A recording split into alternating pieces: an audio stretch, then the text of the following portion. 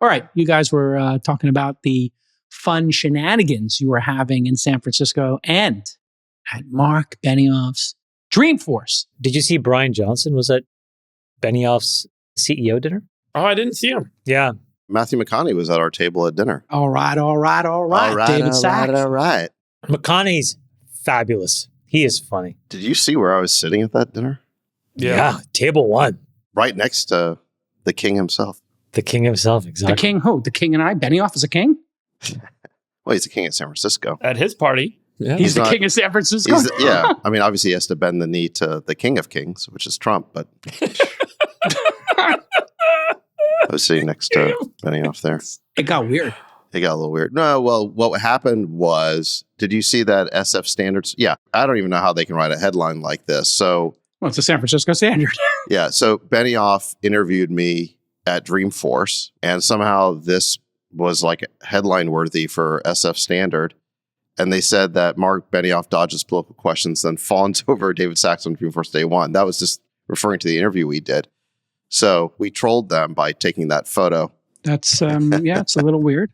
I thought the fireside chat you guys did was great. It was great, yeah. It was just an interview. It was really good, actually. He's a very good interviewer. Yeah, totally. But apparently to SF Standard, it's like some sort of transgression that I was even interviewed. They didn't get the memo that cancel culture is over. Yeah. They can't. I know, that's what it feels like, right? Where they're like trying to gin up some sort of brouhaha over the fact that I was speaking. Yeah, you can't talk to David Sachs. He's in the Trump administration. Not allowed to talk to him. I get about 100 people a week who say that. Literally the AI guy, and the AI CEO shouldn't talk to him. It's like, you know, like what the I'm an AI company. I should not talk to the government's AI person. Right. By the way, did you see that there was one other very important conference in town at the same time as Dreamforce? Okay. I discovered this on my X feed. Feel like a cold open about time. What, the Young Socialists, or was it the Republicans? It was called SlutCon. Oh, SlutCon? Yeah. Really? Oh, my Lord. Look at this website. Oh, this is the agenda. How to be good at sex with Aaliyah. Let's see we cannot do this. Cut this out. This Women venting. Oh, Sachs, that one's for you. I would have planned an orgy. What is this? Freeberg. Here. Freeberg's giving a talk. A Fluffer's Guide to Jobs by David Freeberg. Is that a panel or is it a fireside, Freeberg? Which one? Reinforcement learning. feedback. Small groups. Oh, you could re-underwrite your positions. I see that. Re-underwriting your sexual positions by Chamath's, the last one, the VIP room. Oh, VIP room. Yeah, that's Chamath. That's for sure, Chamath. Sachs, how did you hear about this? Don't tell us that you ran out of Benioff's dinner and went over to the East Bay. Sachs, are you on the mailing list? No, Did they invite you to speak? My X feed just, it's the new AI algorithm. It's just trying to find things you might be interested in. Sachs also keynoting this. My X feed showed me SlutCon. So I clicked on it, and now it's been nothing but SlutCon for a couple of days. Let your winners ride. Rain Man David Sachs. And instead, we open source it to the fans, and they've just gone crazy with it. Love you, Besties. Queen of Quinoa. Chamath, what did you think about walking around San Francisco? So we went on a walk around downtown San Francisco. You had a walk and talk? Well, we were trying to find a place to get a drink in between the Benioff dinner and Sachs's talk. We ended up at the W Hotel, but I was worried for Chamath because it was his first time on the streets of San Francisco, walking around with his own two legs. How was it, Chamath? Did you throw out those shoes? The lower piano shoes? I burned them. The soles, I'm sure, were sullied beyond repair. Them. Those are one use for Chamath. Those are single use lower pianos. Once I got in the car, I gave Eugene my shoes and I said, burn these. Eugene, I never want to see these ever again. They've touched the pavement of San Francisco, and all I said was, yuck. Why don't you just have your domestic staff carry you on their shoulders? I don't understand. Why did you let your feet at the ground? It makes no sense. So Benioff pulls off this awesome convention, this conference, and then Trump does this press conference yesterday saying he's going to send troops into San Francisco. Did you guys see this? Yeah. Well, yeah, but the Benioff thing happened first, right? So Benioff made news because he said send in the National Guard to clean up San Francisco. But I talked to him about it and got a little bit of context. Which, of course, misquoted or well, no, he wasn't misquoted, but it happened in a more innocuous way. He wasn't trying to weigh in on a political issue. Basically, what happened is I think he was describing the security at Dreamforce and how they bring in a couple of hundred extra off-duty cops to provide security. So then the reporter tried to stir the pot by saying, well, would you bring in the National Guard? And Benioff said, sure, if they can be cops. And that was kind of the end of it. And then it turns into this massive story that Benioff is supporting the National Guard coming to San Francisco, which I think he should support it, but It's not exactly what he said. He was saying for Dreamforce, he would hire them. yeah, I mean, who knows exactly what he was trying to say, but the point is that He could have just been talking. Yeah. he wasn't seeking to make the news that ultimately he made. But it's not a bad idea. You I think it's actually a good idea. Do you think Trump teed off on that press cycle when he was doing that press conference and it was kind of off the cuff, Sachs, when he said, oh, they should send the National Guard into San Francisco next? Well, I don't know. Yeah. I wasn't there for that, but San Francisco is a pretty obvious city to send in the National Guard because we have this downtown area where, you know, it's like that zombie city area, Ugh. the Walking Dead part on Terrible. Market Street. Yeah. And everybody understands that it's because they won't stop the drug dealing. So you've got open air drug markets there on the main business thoroughfare of town, which is Market Street. And by the way, let me just back up and say that we have the best mayor we've had in decades now. Dan Lurie. Dan Lurie's great. And I think Brooke Jenkins was the DA that we supported to replace Chase Boudin after we recalled him. So I think she's good too. But they're still working within the confines of a legal system here, which is very left-wing. You've got all these leftist judges. And I think they're somewhat constrained or hamstrung in terms of what they can do. Again, the evidence of that is that you've got hundreds of these drug dealers who are just operating with impunity in downtown, and you've got this sort of zombie city of people who are so sick with drug addiction that they're pretty much living on the street. So I think it would be a relatively easy thing to clean up if they send in the National Guard. I would argue that they're like, because I've been working in San Francisco and I think it's gotten a lot better this year. Mm-hmm. So I looked up after all this Benioff brouhaha and the National Guard thing that Trump said yesterday. And so the city's publication shows crime down 30% citywide and down 40% downtown.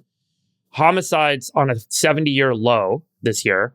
There are record lows of the number of tents left on the street. They've cleaned up all the tents. And I've seen this because I drive to my place in the city and they're all gone.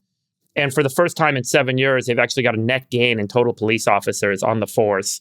And now they've got convention bookings up 50%, with hotel bookings up 60% because of it.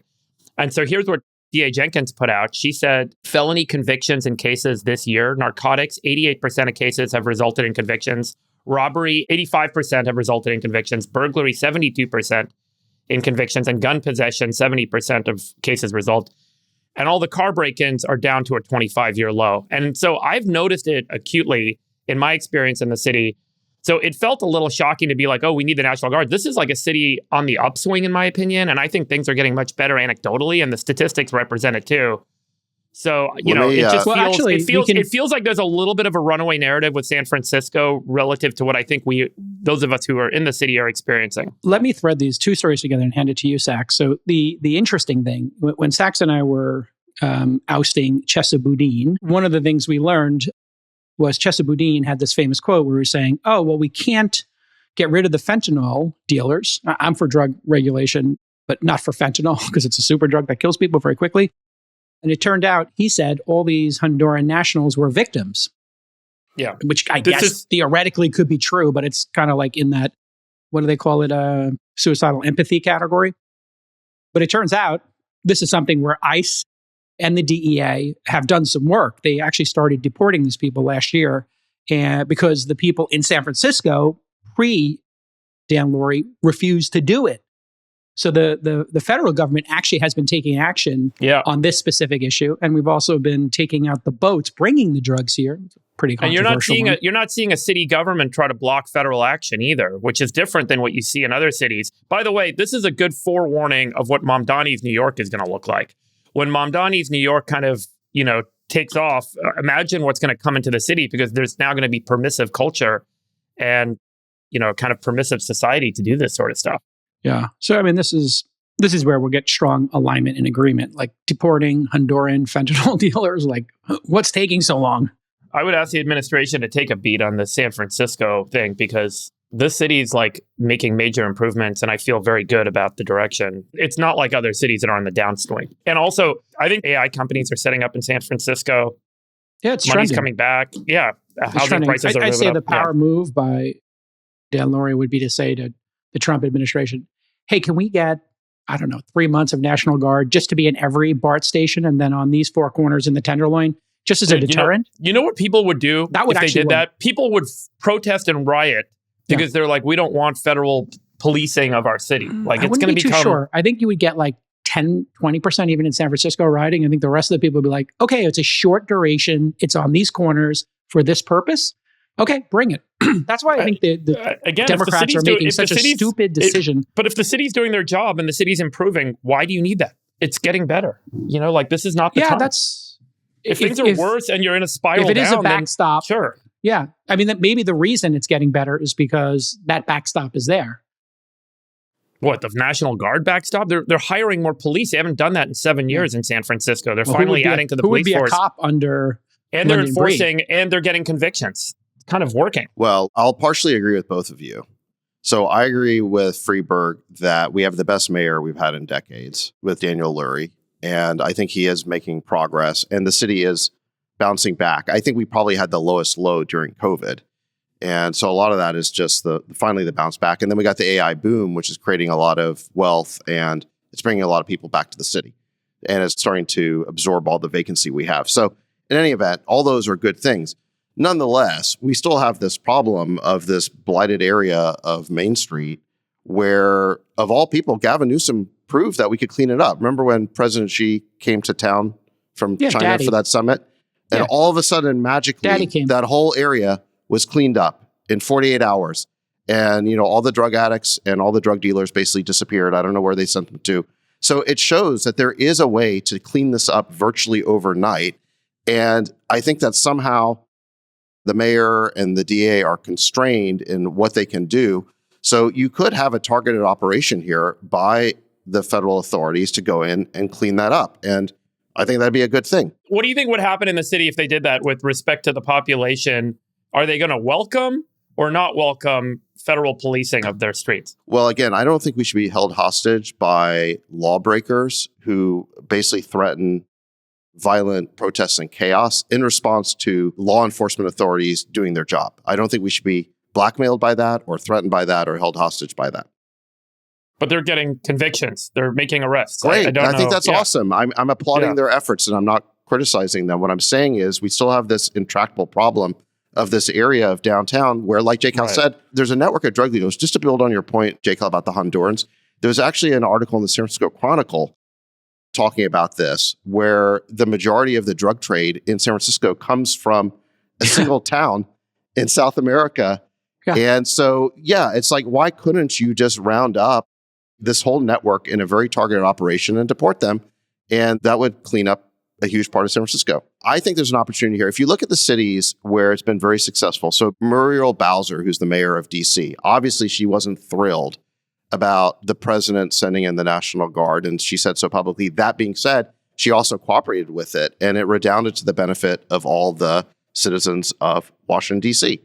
So I think there's an opportunity here for the mayor to cooperate with the Trump administration and do a targeted exercise and clean up the streets of San Francisco. I think, or he can do it himself. They could do it call very him quickly. Up himself but he's constrained. Did you guys see this interview with this woman in DC who was describing what it's been like in DC over the last 40 years and see the changes? Yeah, she feels safe. Elon retweeted it. Nick, I sent you the link on Signal. Just listen to what she says. It's really, to your point, Sachs, it's like, it's just such a no-brainer thing to do. The question now is, I think, is a political calculation. Who wants to take credit for it? Because everybody should be doing this. Oh, let's listen to this. I'm always got to be the person to say it, and I don't want to be the person to say it. But Donald Trump has been president for 9 months. 9 months! And I'm seeing videos from Chicago, D.C., where people are like, yo, I feel safe. My kids feel safe. This is the best thing he ever did for us. So what was happening all these years that this like literally I've known DC and Virginia to have this type of going my whole life, and I'm in my 40s, okay? Almost touching it. So what was really truly going on? If a motherfucker became president 9 months ago and cleared that out with just a flick of the pen. I'm just thinking, like, did y'all really ever care? Exactly. So I think that the point she's making there is we don't have to live this way. This is a choice. Okay. Yeah. And we don't have to live in San Francisco with our main drag, our main street, Market Street, basically being an open air drug market where you've got hundreds of people who are addicted, doing drugs in the street, doing other things in the street. And again, Gavin Newsom proved that it could all be cleaned up very, very quickly. So look, I think it's great that Daniel Lurie and Brooke Jenkins and the new administration are doing a better job, but they're still constrained and hamstrung by their own, Well, let them say that, by the city's, by the city's liberal mindset, extreme liberal mindset towards what's possible. And I think, like that person just said in the video, Trump just did it with a stroke of a pen. This is a choice. We don't have to live this way. It's the biggest unforced era since opening the southern border. These are just the two stupidest decisions the Democrats ever made. And they're obviously the easiest thing to do to split the two approaches here, Friedberg, is to have Dan Lurie say, thank you for offering Trump. We would like to have it for this period of time in this location. Then you could communicate to the people of San Francisco, it's just a test. It's just on these 3 streets. When it comes top down and you don't have a choice and J.B. Pritzker does what he did, which is I'm going to ban you from coming in and reducing crime. Like, do you hear yourself, Pritzker? Like, I want to stop you from lowering crime. There's something else we got to do as well, which is we got to stop funding the drug addiction because the city provides something like $2 billion a year to these NGOs who are supposedly there to, quote, take care of this homeless/addicted population. And they manage them like their flock because for every addicted person they add to the flock, they get paid more money. And so obviously, this is why we have this problem here. And in fact, the homeless we have in San Francisco are not predominantly from San Francisco. They're from all over the country, all over the surrounding area. Yeah. They come here for the benefits. So we create the magnet for all these people. So part of it's law enforcement. Then also part of it is just cut off the flow of money that's funding their drug addictions. You are 100% correct on that. I completely agree with you on that point. And I think that forced treatment center transitions is needed, obviously. We have a program, I've mentioned this on the show before, but for those who haven't heard about it, to hear about the absurdity of these programs in San Francisco, there's a program called the Managed Alcohol Program. $5 million per year out of the San Francisco city budget is spent on this program where you can walk into a hotel, they have free beer. You ask for a beer, they give you a beer. What? You drink the beer, you go out, you party, you come back, you get another beer. So they have all these studies that rationalize this program, which is, this is a way to help alcoholics recover from alcoholism when they're homeless and they need this treatment. But here you can see this is from the last treatment year. being beer? Yeah, so the treatment is beer. Yeah, and that works for alcoholism. I've heard. But it's one of these absurd things where now it's kind of a joke because there's also this close part of downtown where it's a little bit of a kind of do what you want where they kind of keep folks. It's like, hey, you can use your needles here. Then folks will get a drink, they'll play music, they'll go out to the thing. It's really sad how these programs, obviously well-intentioned initially, become of the most absurd. If you want more of something, keep spending money on it. In fact, there is a program for people who are addicted to gambling, and they give Chamath free flags and cranberries at the Wynn to help him with his craps addiction. That one landed. Yeah, it's amazing. If you if I keep going, one's going to land. You send a private jet and extend a massive credit line. It's amazing how many gambling addicts you'll attract to your casino. By the way, did you guys see that J.B. Pritzker disclosed his income from 2024? And let's guess. Over under. Give us an over under. Out of the 10.3 million, 1.4 million of it was gambling winnings from Vegas. What? Yum, yum. Okay, all new respect. 1.4 million playing blackjack. So he's counting cards. Yeah, definitely. Wow. Definitely counting cards with sacks. Yeah. Well, no, I'll just tell you, look, to win $1.4 million in blackjack, you basically need to be betting $100K a hand. Even I don't do that. That's the only way you can win that much, which is a lot of money per hand. Not judging. I'm just saying. Sacks? Sacks. I mean, that's Dana White level. He's Dana White level hitting that. I'm not David at that level. Sachs at Caesars. No, I'm not at that level. Yeah. Come on. David plays at the $100 a hand table. He's got great. By the way, just to put some numbers behind it. Speaking of Vegas, aren't we going next month? Yes. Yum, yum. Yum, yum. just to put some numbers on it, homeless budget, San Francisco, unbelievably high estimate, like 800 million, lower estimate, 700 million. And low estimate for homeless people is like 8,000, high estimate's like 20. If we cut in between these two, they're spending $52,000 a year per homeless person. $52,000 a year. It is a complete, utter grift. Well, they don't have an incentive to solve the problem because, again, a lot of this The money goes to funding goes NGOs and they get paid for every addict they can add to their flock. Thomas Sowell had a great line about this. He said that you get as much homelessness as you're willing to pay for. Well, and your point before is other places don't give the services, so therefore the homeless slash junkies converse about this, and then they pick the right destination. We don't have to live this way. I appreciate the mayor, I appreciate the DA, but we don't have to live this way, and there's more that can be done. That is exactly it. You do not have to live this way. Yes. Do not stand for it, folks. Okay, here we go. Lots of topics. The U.S.-China trade battle is continuing, and this time we have a new wrinkle. Trump and Xi are set to meet in South Korea later this month. They're going to work out a grand trade deal. And this would be their first in-person meeting since 2019, 6 years ago. But last Thursday, China announced new export controls on 12 of 17 critical rare earth minerals effective December 1st. Obviously, we need these for EVs, batteries, your AirPods, everything. And on Friday, Trump threatened a 100% tariff on all Chinese imports on top of the existing tariffs as of November 1st and accused the CCP of trying to, quote, hold the world captive. Stock market tanked. Recovered on Monday when Trump told everybody, don't worry about it, it's going to be all good. So far this week, things have mostly de-escalated. Friend of the pod, Treasury Secretary Scott Bessent, said the Trump-Xi meeting is still on track and, quote, we have substantially de-escalated. Also, he said the 100% tariff does not have to happen. However, on Wednesday, Bessent called the export controls unacceptable and that it's China versus the free world. Let's take a pause here. Friedberg, thoughts on price controls generally, and if you want to expand into the overall relationship with China as it relates to rare earth metals, go for it. Bessent's comments on the price controls speak to what he calls a non-market economy, meaning that the Chinese government is intervening and creating artificial surplus in the market, which drives prices down and effectively eliminates competition. And so the Chinese push in the 90s, supported by the CCP, ultimately eradicated competition and made it non-competitive for US companies.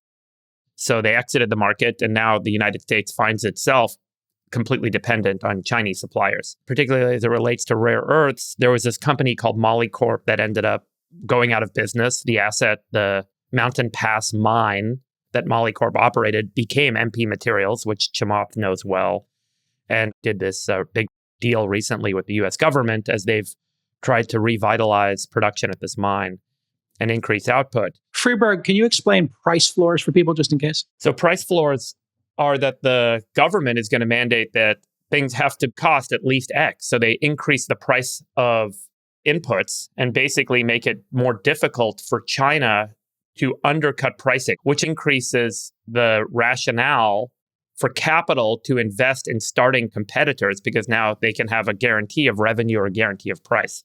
But the problem is that I would argue the government's role maybe shouldn't be in setting price floors because that creates, a very bad effect long term on the market. The government should deregulate and create a more free market in the US. A large reason why mining and processing of the ores moved offshore was because of the regulatory environment in the United States, which made it difficult to compete with China. And we could argue about the environmental laws and how extensive and how relevant they may be today relative to the 90s.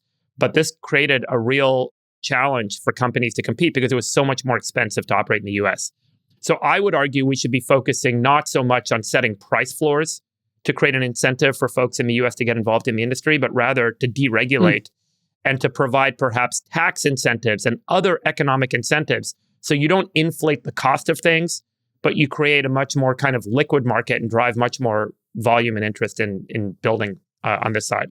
All right, price floors. When we were talking about Kamala Harris running for president, she was asking for price floors and price fixing and making sure the government got involved in this. How is this different, Sachs?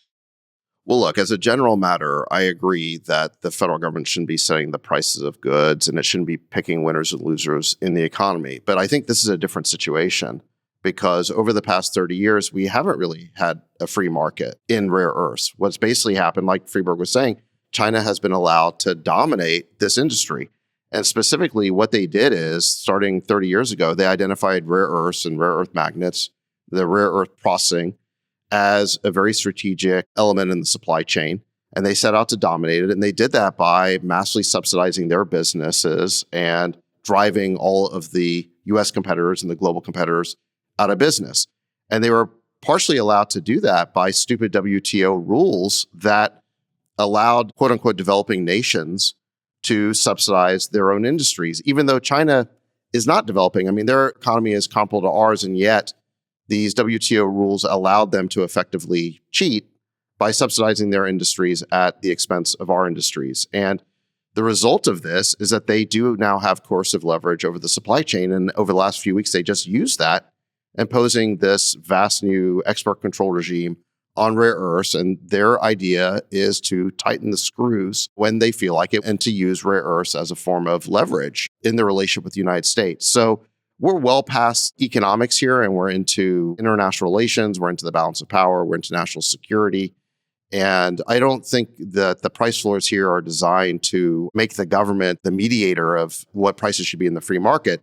They're designed to create enough certainty for U.S. investors that they can reinvest in rare earths and reshore the processing and the casting of rare earth magnets. And I just don't see another way to be able to create the incentives for investors, because they know that if they invest a lot of money in rare earth processing, that all China has to do is slash the prices and drive them out of business. And China continually uses that tactic. So I think you have to address that if you want to alleviate the American dependency on this critical resource, which China currently has control over. This started in 2007 or 8 with Hu Jintao. And what he basically said is we're going to create 6 or 7 national champions. And he wanted to create them in the critical areas that they needed to dominate over the next 20 years. And one of those was rare earths. Another one was batteries and EVs. And yet another one was around the active principal ingredients, or APIs, that are the core inputs for pharmaceuticals. So what do they do? And when Xi came into power, Xi Jinping continued that Hu Jintao strategy. What did they do? It's exactly what Sachs said, which is they have this very aggressive form of mercantilism. How do they affect that?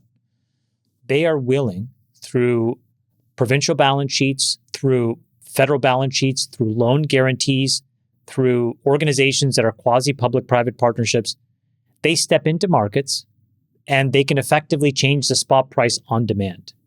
Now, why is that problematic? In America, I'll tell you the example of one of our businesses. You do these deals that are called take or pay agreements. So MP has a deal with General Motors, one of my businesses that makes LFP cathode. Same deal with GM. You do what's called a take or pay, which means that General Motors steps up and says, great, I will buy X amount of volume from you at Y price. And so you go and you take that deal to Wall Street and you say, I need financing to build a factory or a capability. Contrast that to the Chinese company who just goes to the government and the government says, here's a bunch of incentives and money and price breaks, just go build it. So already we're a little bit behind, but it's much more free market and it's more transparent. So you take a deal, you go to Wall Street, they give you money, you start building it, you start to produce it, and then you expect General Motors or Ford or Tesla to start buying this stuff. But as Sachs said, if all of a sudden China sees it, what they do is they enter the market and they will dump an enormous volume of that product into the spot market. What happens? The price craters. Now, all of these end buyers are in a really tough position because their competitors can buy at a much bigger discount than they can. They have to flow that price through their products. Their prices are more expensive. They have less demand. And that's the huge negative cycle that China has complete control of. So why is the federal government stepping in to create what is essentially a last resort buyer of record? It is so critical in these markets because the U.S. balance sheet is the only one that can create a strategic reserve around these inputs. Not dissimilar to how we do with petroleum, we can nominate now things that are critical: dysprosium, copper, NdPr, all of these things that can now absorb the price shocks that China may otherwise be able to affect. So I think this structure where we now have these public-private partnerships, frankly, is the only practical antidote to dealing with this issue. Otherwise, we're always going to be prone to this very clever and accurate and smart mercantilism from the Chinese. So I'm a big fan of this general market structure. It's the only way that you cannot be theoretical and actually respond to the conditions on the ground.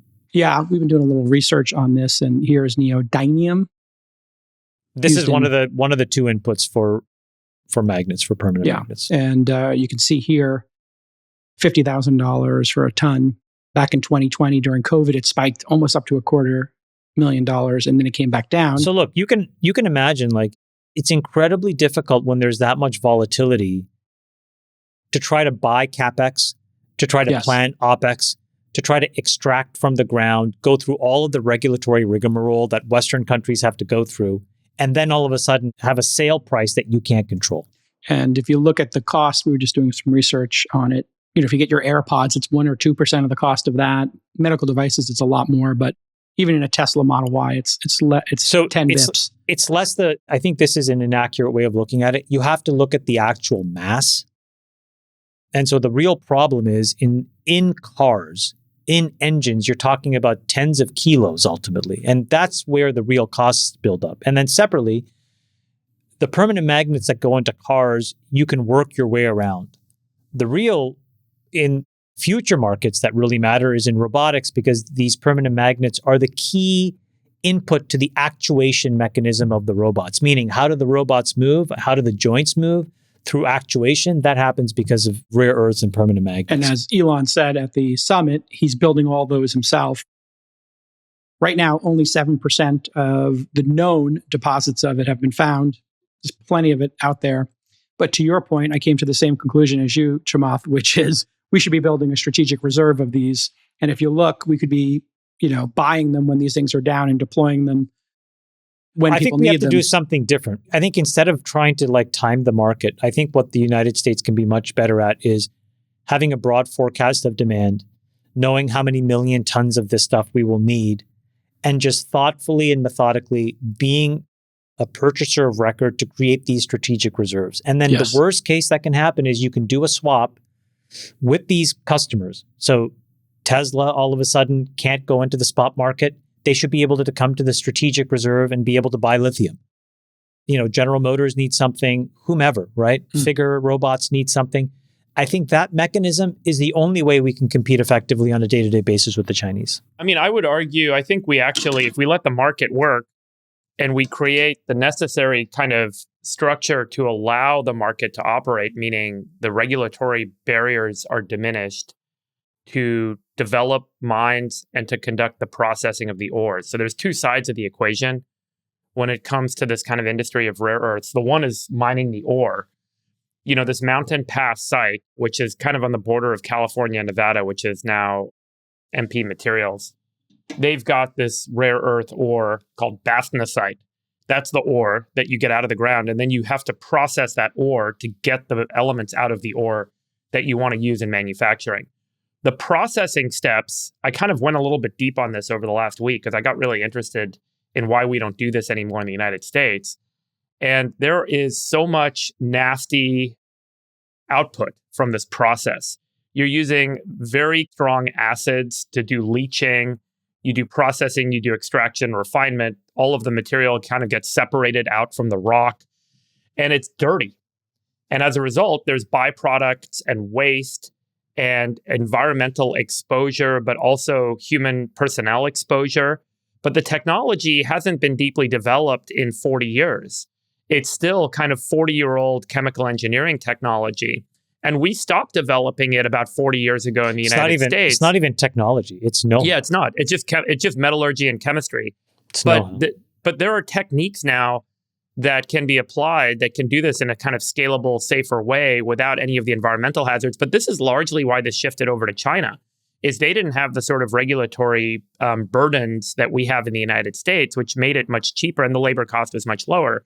But with automation and certain systems, we can actually process this ore. It's not super complicated. It's a series of well understood steps of chemistry and mechanical separation. So we could process ores. The other kind of important point is there could be well over 1,000 times the proven reserves of rare earths in the existing proven reserve catalog using new discovery techniques.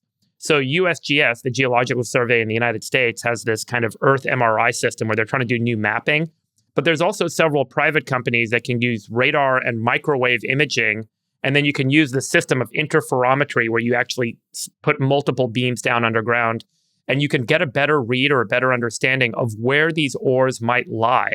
And there are unproven reserves in Texas, in Wyoming, in Colorado, in Missouri, all over the continental United States. So if we did decide, hey, this is strategic to us, I do think one of the important points is that we could unlock both new kind of discoveries and new refinement systems in the United States and actually be truly competitive with China if we put the will behind it. So I think like this is a good moment for the United States to observe what's going on and not just kind of be, focused on China's production. I think we could outpace them and accelerate through this if we chose to.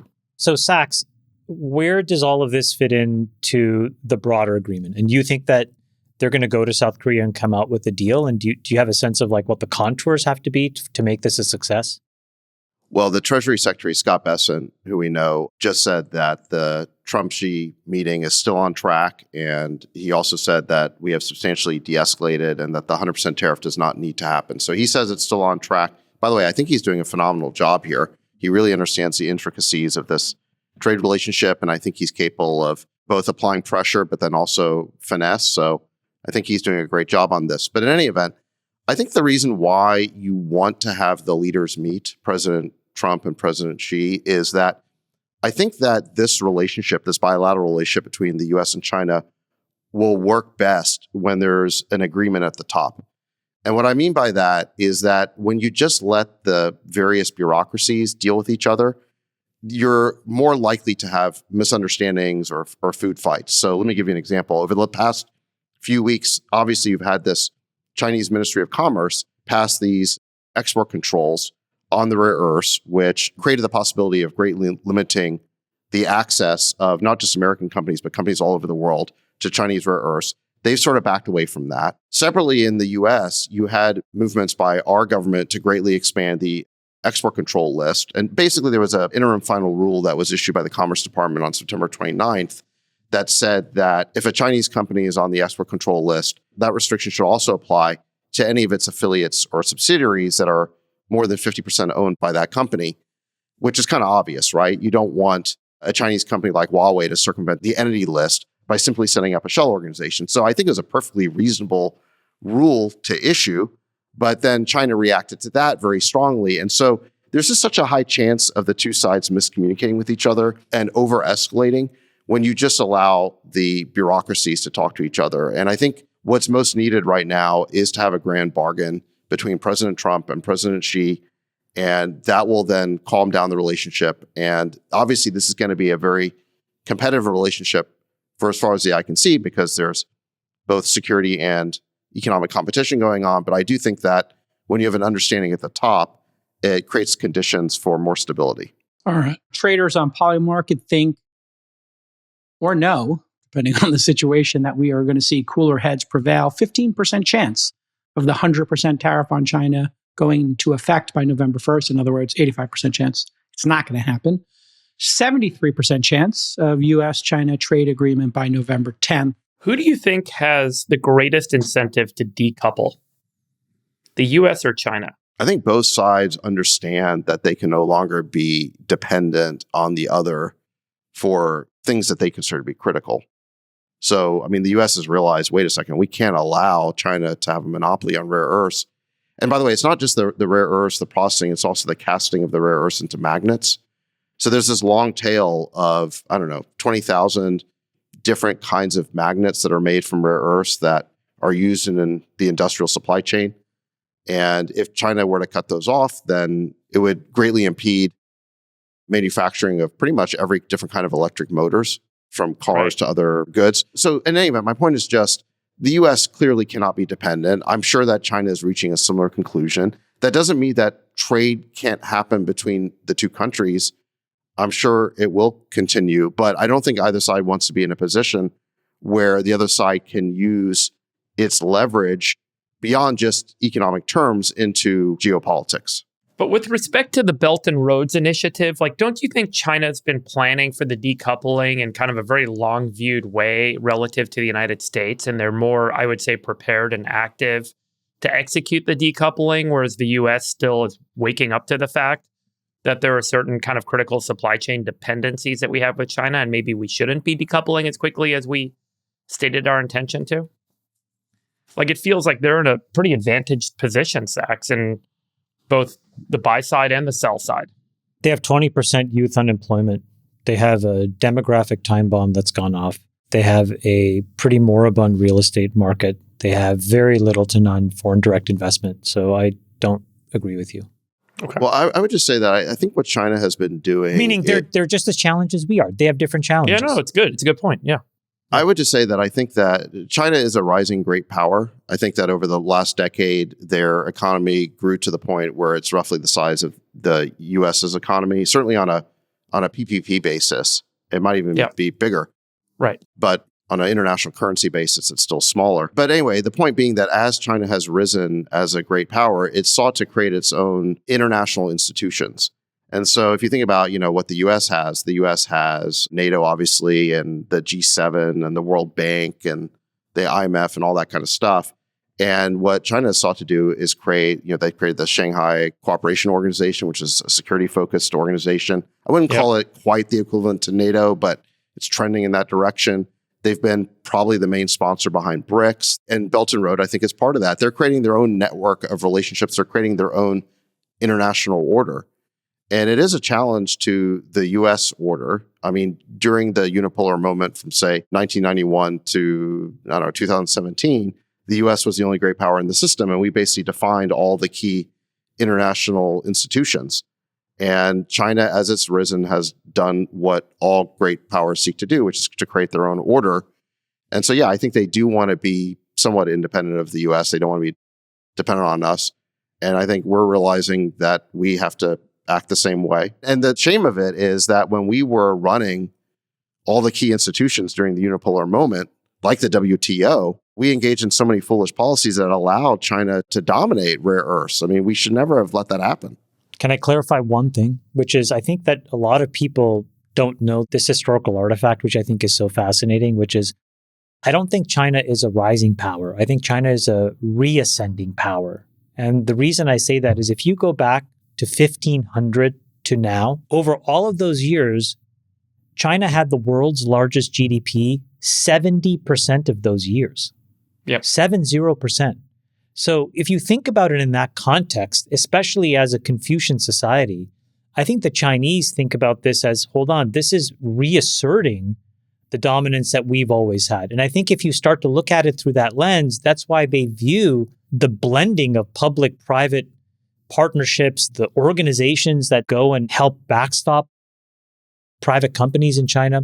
The other interesting thing, which I learned studying China, is how they allocate capital. The capital allocation system is both rigid, but it's incredibly flexible. What do I mean? The way that China allocates money is the following. You have Xi Jinping and his close circle of people. They dictate the priorities, right? I would think there was an article, Nick, you can find it, but Xi is personally right now helping to draft the 5-year business plan of China. But what happens is it goes from that central group of like 7, 8, 9 people to the Politburo. And when it gets approved by the Politburo, it gets sent to all the provinces and then it gets sent to the prefectures. So an example was in 2006 and 7, when they decided to prioritize EVs, what you effectively have is a cascading set of venture capitalists who are operating against a national priority, and then they are rewarded for it. And so you essentially have 300 VCs running around, organizing human capital in all of these different provinces against all of these different priorities. And at the end of that, you get a BYD or you get a Xiaomi or you get these great companies. And I think that is what's so daunting if you think about it. So that's another thing that we have to factor as well. They have and they have one of those plans, Chamath, for every industry. Every it's not industry. Just so they have like an agriculture 5-year plan, they have an energy 5-year Right. plan, and in each one, it details out their forecast of not just like how to catch up, but what's possible. And that's why they're charting new avenues of innovation in nuclear power. Yeah.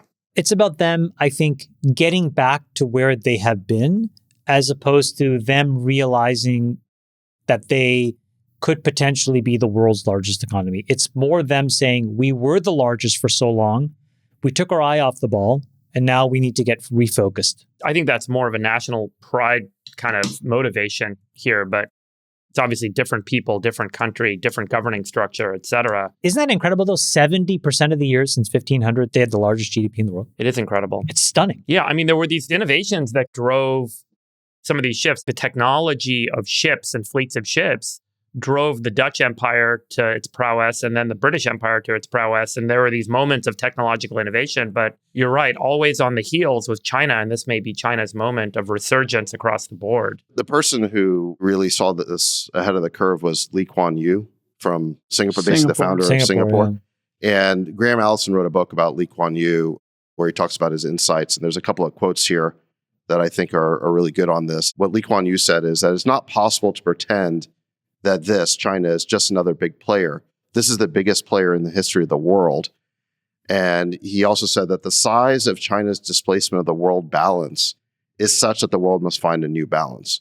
So, Chamath, like you're saying, China was the biggest power in the world for hundreds of years, and then it was kind of overtaken by the Western powers, and now it's kind of reasserting itself. But in any event, this is why I think that during the unipolar moment, the U.S. should have been a lot more careful about facilitating China's rise. 100%. Because we created a monster. And this is the point 100%. that Professor Mearsheimer has made many times. And he wrote about this going back to 2002, saying in his article about whether China could rise peacefully. And he said the answer is no, because if we facilitate their rise, we will create a geopolitical competitor. And we'll go from being a unipolar world order to a multipolar world order. And that's basically what's happened. But at the time, just remember, like when they were admitted to the WTO, and the motivation was really about lowering the cost of goods and services for the American consumer, which was like an intrinsically reasonable motivation. It wasn't like there was some nefarious intention at the time, but it was short-sighted in that it didn't do the calculus, fast forward 20, 30, 40 years, to determine, well, if we then kneecap our ability to actually produce anything, where are we going to be if they do start to decouple? And that's effectively it was hubris, what's happening. though. It was hubris because we thought that there was only one great power in the system, and that's the way it would always be. We thought great power politics was off the table, and we thought that we were at the end of history. It wasn't hubris. It was greed. The CEOs at the time and the people who were influential in making donations to politicians wanted to make more money. That's why they did it. They didn't do it with anything other than a profit motivation, which is greed. Part of American mindset at the time was that we had a monopoly on knowledge work, right? And this was, I think, very key. This speaks to the hubris of the decision making, was that this knowledge work is where you create a separation of labor from intellect, and that there was this idea that America would move into a services economy fully and not have to be in a labor economy, and the labor economy could be outsourced. Ultimately, that didn't yield true. The internet kind of created a rival to knowledge work, or a diffusion of knowledge and diffusion of knowledge capacity to societies around the world, which really did create a different structure than we anticipated at the time. I think that's looking in the rearview mirror, Freeberg. I think the CEOs at that time were like, how do we increase the profit margin on an iPhone, on a PC, on any product being created? And the way to do that is find the lowest I agree with that. labor source possible, and that was China. They just did it out of just pure capitalism. So that was part of it. But there was another factor here as well, which I do think the ideology was really powerful. And remember, in the 1990s, the leading philosopher or international relations theorist, the most celebrated book was The End of History by Francis Fukuyama. And what he basically said is that we're at the end of history because liberal democracy has won, and it's only a matter of time before the whole world becomes liberal democracies. You're right. And the theory about China was that if they got rich, they would become more like us. The people would rise up and demand a liberal democratic government as they became rich. And so we then justified, and there probably was an element of greed to this as well, we then justified helping China rise on the grounds that somehow this wealth would turn them into a democracy. And in fact, all that it did was make them richer and more powerful. It didn't change their government. It just turned them into a huge geopolitical competitor to the US. The author who actually predicted this, there's Mearsheimer who predicted in the early 2000s. Also, Samuel Huntington wrote a book called The Clash of Civilizations in the mid-90s that was sort of the opposite of end of history was celebrated. Clash of Civilizations was sort of reviled. But what Huntington said is that what these other civilizations want around the world is not westernization, they want modernization. And as they modernize and become richer, they're not going to basically westernize. They're going to become competitors to the Western order. And that's basically what happened. I thought for sure you were going to say Friedman's The World is Flat, which was, I think, air cover for all this because you would get the peace dividend if everybody had McDonald's and everybody was watching the same movies. Go ahead, Chamath, you have some thoughts? That Huntington book is actually exceptional. The thing with Francis Fukuyama is he writes in this beautiful way, but he literally bats zero. It's like you could basically read a Francis Fukuyama book and understand that whatever the opposite of what he wrote is likely going to happen. Anyway, that's neither here nor there. But I just wanted to pick on what Jason said because I agree with him. The thing is, you had a lot of this geopolitical tension, Sachs, which I think you articulated well. Like the elites were coming together, like we're going to convert China, we're going to do all of this stuff. And I think that was a trend. But then what hyper accelerated it, in my opinion, was something that was very tactical, which J. Cal mentioned, which is the compensation plans of most of the executives and CEOs of these public corporations started to get very tuned to gameable metrics like EPS in and around that same time. And so Jason's right, the direct financial incentives to basically think about this as a monocultural global world where you can just export things to every nook and cranny of the world to optimize for the flow of profits back to you. Trap them in any country you want because it doesn't ultimately matter to your compensation. That perversion also happened at the same time, which I think accelerated what otherwise would have given us maybe another decade or two to realize that we weren't in complete control of our destiny. And it gets, you can see it also in Taiwan with like how in the world did 90% of the chips come out of one tiny island? It's just capitalism. Like it's the best place to do it at the cheapest price, the most efficiently. And then you have now this dependency on Taiwan because we didn't think about redundancy and supply chain. Freeberg, in related international news, Trump is put up, or the Trump administration has put up about $40 billion to help out Argentina. Can you explain what's going on there? They're trying to bolster the credit rating of Argentina with the currency swap. That's related to the financial condition. The pro-Milei proponents would argue he inherited. The opponents would say, he's making things worse. The U.S. is stepping in to support his free market kind of principles that are ultimately going to drive cross-border cooperation. So I think that the swap agreement puts in place a bolstering of support. I thought this was related directly to the rare earths. To rare earths? I'm not sure about rare earths. All right, Chamath, I saw you retweeting some of this, and there's been a little bit of a back channel in the last 48 hours, kind of breaking news here. Data centers are spiking the cost of energy, or people are perceiving it to be doing so, in different geographies here in the United States. And I guess not wanting to be hated or get into wars with consumers, some big tech companies are standing down plans. Explain what's going on here, Chamath, and if this is a trend yet. I put this out there when I wrote that because I do think that this is the beginning of a trend. Just to be very specific, Google was planning a $1 billion spend on a data center in Indianapolis County or Indianapolis. And essentially what happened was there was enough pushback that it looked like if it went to vote in the city council, they would have voted against the approval of the data center, against the necessary zoning and other regulatory approvals. And so I think to avoid what would have been an awkward press cycle, Google just pulled it and said, don't worry, we're not going to do this here. And so that in and of itself, I think is an isolated incident, except that in this same week, it happened 2 other times.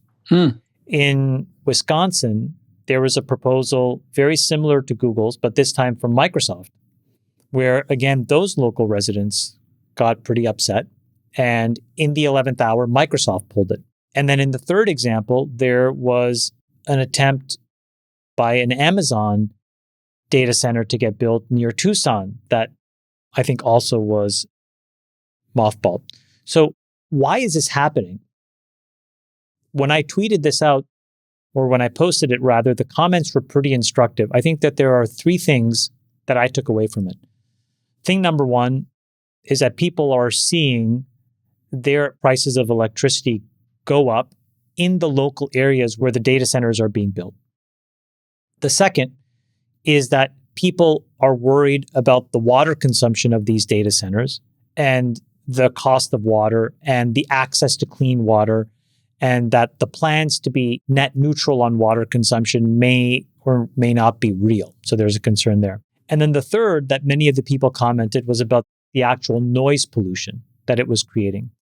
But I took a step back from this, and my thought is very simple, which is it actually speaks to one of three very important inflection points that we're dealing with on the AI side, right? So one of them we talked about last week, which is you can't have 50 state laws, right? It needs to come from the federal government so that there's one set of regulation and that there's clarity. So effectively what Sachs has been able to execute on the crypto side, I think his intention is to try to do this on the AI side, and I think the federal government needs to be given a chance to do that. Otherwise, locally in the United States, the only winners are going to be lawyers, and then we're going to create an own goal and China's going to win.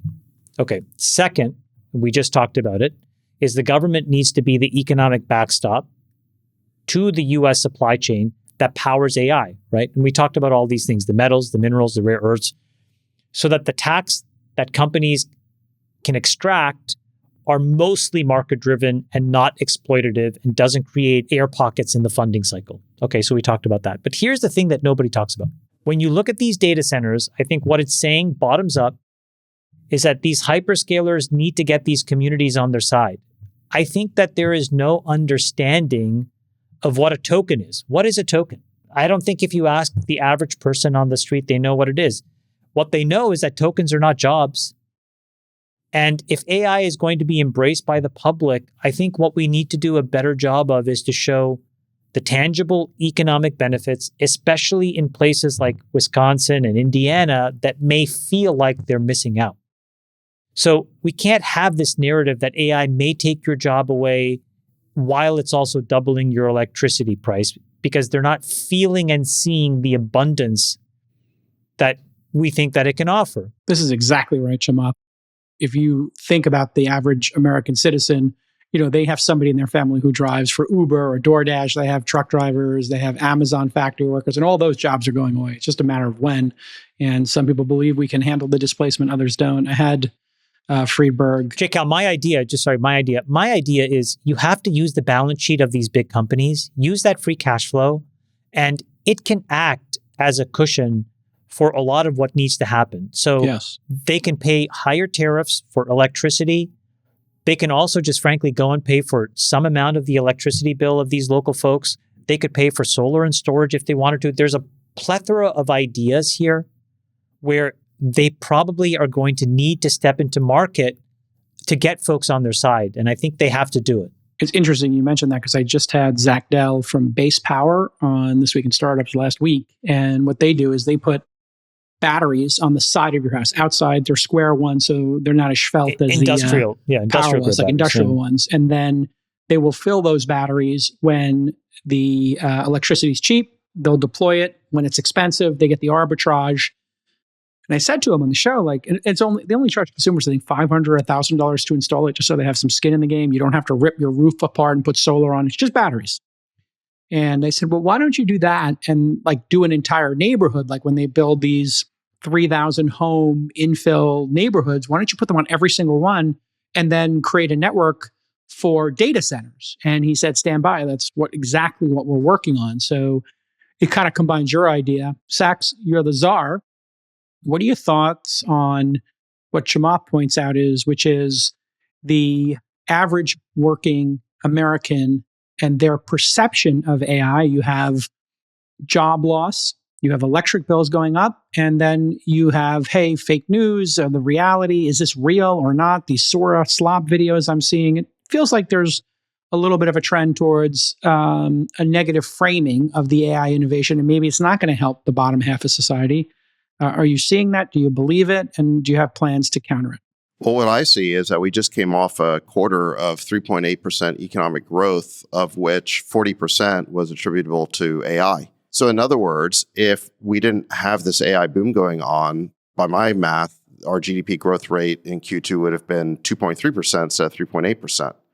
So AI is the difference between having great GDP growth, say around 4%, and modest GDP growth around 2%. So it seems to me that everyone who wants to have a great economy should be supportive of this AI boom that's happening.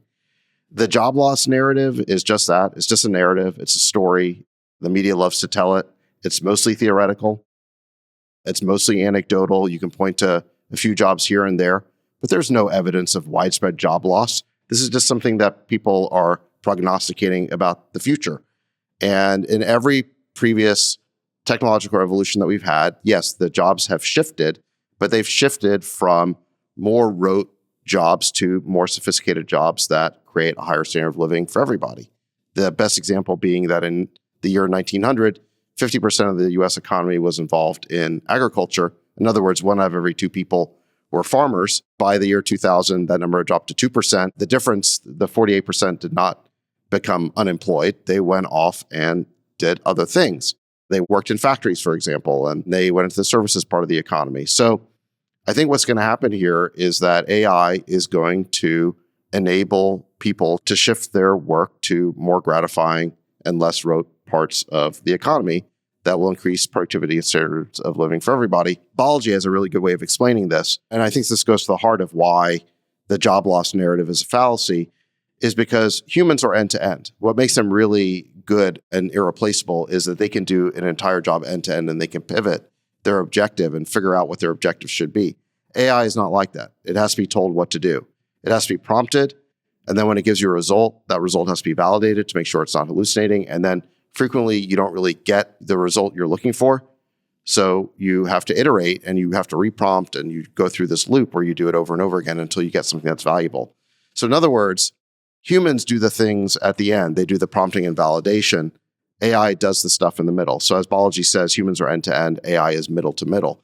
This is why fundamentally, I think that AI and humans will be very synergistic. AI will not be a replacement for humans. They're going to do the stuff in the middle that humans don't like to do.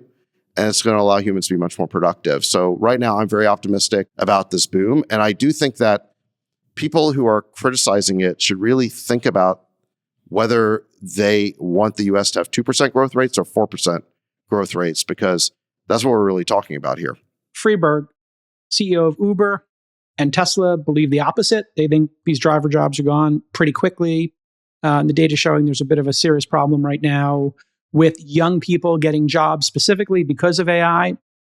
And obviously GDP is not wages. The people we're talking about who are affected by these job losses don't own equities. The top 50, 55% of the country own equities. So what do you think about this narrative? Do you think it's a false narrative, a true narrative, somewhere in between? Okay, here's how I would think about what may happen. Rather than think about someone, quote, losing their job, which, you know, is a term you keep using and others keep using. And displacement, honestly, I think would be, yeah. I don't know, whatever it is. You're acting like they're passively in a victim state. We have the lowest unemployment in history, and there's an extraordinary demand for new capacity of work by humans to do stuff in the United States right now because of the extraordinary manufacturing build-out that is underway, driven largely by AI and soon to be robotics and several other industries. We just talked about rare earths mining and processing. There are many industries that are taking off in this country that have not existed. And there is a demand for labor. And when there's a demand for labor and there's a shortage of people to do the work, the employer typically says, let's go recruit, let's go spend, let's go train. And when you have an innovation cycle like is underway right now, the hiring for the new jobs happens before the loss of the old jobs happens. So you have to have someone that builds all the Model Ts before people stop becoming horse buggy drivers. So who's going to do all the Model T building? They're going to get paid. They're going to get offered money to go do those jobs. So what typically happens in these cycles is that there's a recruitment exercise, a recruiting cycle that happens up front. And so rather than say all these drivers are going to lose their jobs, another way to frame it is that all of these drivers are going to be offered new, higher paying jobs before there's lower demand for driving. And they're going to say, I can go make twice as much money per hour by going over to take this new job. And then they're going to say, I'd rather do that than drive. I'm getting paid twice as much and I get to work on more interesting stuff. I like that. That's how this is likely going to go. That is the more positive view on how what you're calling job displacement actually plays out in the US economy in the decade ahead. A recruiting cycle precedes the elimination of old jobs that aren't needed anymore. That recruiting cycle is a net positive for people. They say, wow, that is an amazing improvement in my income, an improvement in my lifestyle. I get to work on more interesting things. My life is better because of it. And then years later, the demand for those old jobs starts to die down. But at that point, everyone's been recruited away anyway. So Freeberg, you mentioned the Model T putting all the horse and buggies out of business. And if we had today's media environment around back in the days of Henry Ford, that's exactly what they would have been bemoaning, is that all the horse and buggy guys are going to be put out of business. And part of the reason why that would have been a very bad take is because it's easy to see the people who are being displaced in the short term, like maybe the Uber drivers or something like that. But it's hard to see all the new industries and all the new businesses and all the new jobs that don't even exist yet that are going to be created. So for example, what were the downstream effects of the Model T? Well, first of all, it created this new kind of industrial assembly line, which applied not just to cars, but to all sorts of goods. I mean, Henry Ford pioneered that. And that had huge ramifications for the US becoming the industrial power that it ultimately became, which led it to winning World War II. Then just in terms of the car, you had things like the build out of the interstate highway system. The tire industry. Yeah, but just you think about the highways, that led to Holiday Inn and hotels and motels and drive-through windows and McDonald's and car culture. And the taxi cab industry itself emerged. George Lucas got his start as a director by making the film American Graffiti, which was all about car culture in the 1950s. So that led to Star Wars. I mean, there's all these butterfly effects of the Model T being invented, which are absolutely massive. And it would have been impossible to foresee all of that stuff 100 years ago. When you have these new industrial revolutions or these new technological revolutions, it's going to increase the capacity of humans to design all sorts of new products, create all sorts of new businesses.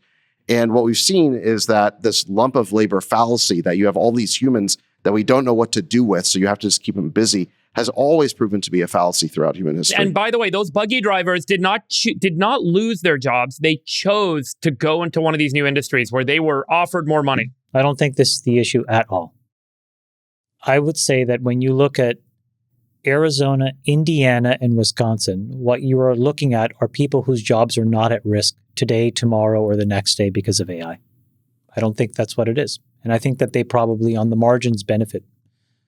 The question is more, how are they getting information and how are they processing their point of view so that they show up to these local municipality meetings and essentially cancel progress? That is a very important thing to diagnose because it is not isolated. So I'm trying to ask the question, which I think is a more practical and important one, is what do we do to make sure that the narrative and the facts are clear? Because right now you're seeing very different and diverse pockets of people in largely purple and then some red states voting against the exact things we need to bring this abundance forward. And I think we need to figure out why and how that's happening and have a version that counteracts that. Otherwise, this will become more slowed. It will not go faster. Well, you bring up a good point. There are, I'd say there's legitimate and illegitimate reasons to be skeptical of AI. So the one that you bring up, Chamath, that I think is very legitimate is that we are going to have to stand up a lot more electricity power generation. Otherwise, it could drive residential rates up, and that will create a backlash to AI and the build out of data centers, and we don't want that. So that's a legitimate issue that has to be solved. However, there are what I would call illegitimate reasons to fear AI, and that's got everything to do with the media environment and their spreading of all of these unproven narratives, in many cases based on contrived studies, where they're saying that there's going to be 50% job loss in the next few years, or you have all the Terminator type scenarios where AI is going to grow beyond our control. All of these doomer narratives that are being created that are scaring people and creating a knee-jerk reaction at the state level, which we talked about last week, where there's now 1,000 bills going through state legislatures, mostly because the legislators feel a need to, quote unquote, do something, not because they know what they want to do. So there's a lot of unnecessary fear out there that's been created by the media and then by organizations and companies who have a regulatory capture agenda around this. I hear you. What I'm saying is we need to figure out how to fix this, because you can't have Google, Microsoft, and Amazon cancel essential projects that advance this entire sector and economy forward. We're not talking about some random fly-by-night business here. We're talking about 3 of the 5 pinnacle horsemen of the AI race that we are fielding on the field. Well, we're looking for suggestions. Do you have any off the top of your head? Do you think it's in education? Do you think it's in explaining the value of AI and how those people in those states would benefit from it? Or do you think it's just simple economics, lower their electricity bill? I think there are 2 things. The people in Indiana and Wisconsin said, again, electricity prices, water, and noise. I think that we can fix those problems. And I think we meaning our industry, and specifically the hyperscalers, need to start using these gobs of free cash that today public markets don't value anyways. It's not like Google, Amazon, Facebook gets credit for their cash. In fact, Facebook's stock price went up when they basically burned through all their cash. You want to see them invest. And so if you really want to take the CapEx around AI and make it a true super cycle, there's another avenue of where capital can be deployed. I would encourage the CEOs of these companies to wake up and get their act together and do it. That's number one. And then the second thing is I think that we need to have better spokesmen for our industry. So meaning every time you see somebody talking about all these navel-gazing technologies and then can't translate it into simple English into product value. For example, this week, on the one side, we have anthropic AI doomerism that Sachs had to confront. But then on the other side, there were all of these people that got freaked out because OpenAI wants to push towards erotica. And all they could think of was the impact to their children. Again, this is not necessarily true or not true. But the point is we need to have better, more eloquent, reasonable spokesmen who can articulate a vision that everybody can buy into. And I said this on X. What is Arabella and Soros going to get behind now to find a boogeyman? You don't have Israel. You're not going to have, Ukraine soon. So what are you going to find as a boogeyman? And it's unfortunately sitting right in our backyard. Yeah, I'm not sure Altman is the greatest spokesperson for the industry. Just to clean up a little bit here, Freeberg, my position isn't doomerism. I just think displacement's going to be more significant than we think. And the evidence I have of that is just watching what's happening with young people applying for jobs and the increase in unemployment there. And then looking at the people who deploy AI at the highest velocity, which are obviously tech companies. And if you look at Alphabet, they had peak Googlers in 2022, 190,000, and they've had massive earnings and profits increase and have 187,000 people now. In other words, less. And then you do the same for Meta, Uber, and Amazon. Meta peaked at 86,000 employees. Now it's 75.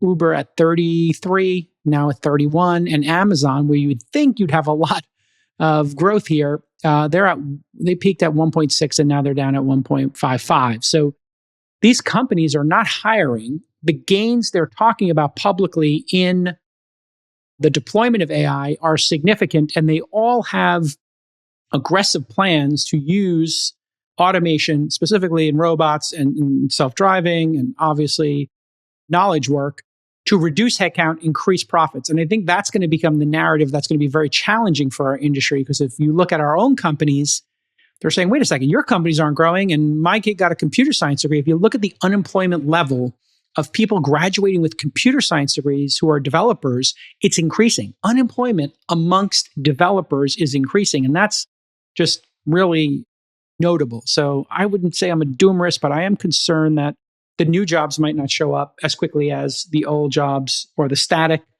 team size trend continues, because we've had static team sizes for years now. Okay, this has been another amazing episode of the #1 podcast in the world, the All In Podcast.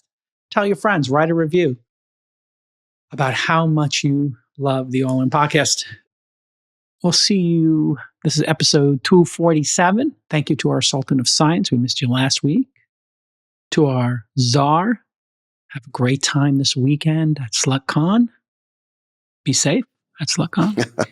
SlutCon's already happened, to be clear. I'm not going. We missed it? Where's the after party? There's got to be a post-play party this weekend. Who knows? It's got to be an after party. And, of course, puts the dick in dictator. Your chairman.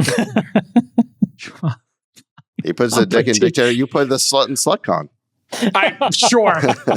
You put this bizarre, and he puts the anus in your anus. And calcanus? And he puts the anus in I don't think you want to calcanus. use that word. I don't think that's one you want to use. Oof, anus. All right, everyone. And Moose is doing great. Thanks I love for all good. of you. I love all you guys. Thank you. We'll let your winners ride. Rain Man David Sack. And instead, we open source it to the fans, and they've just gone crazy with it. Love you, Bestie. Queen of Quinoa.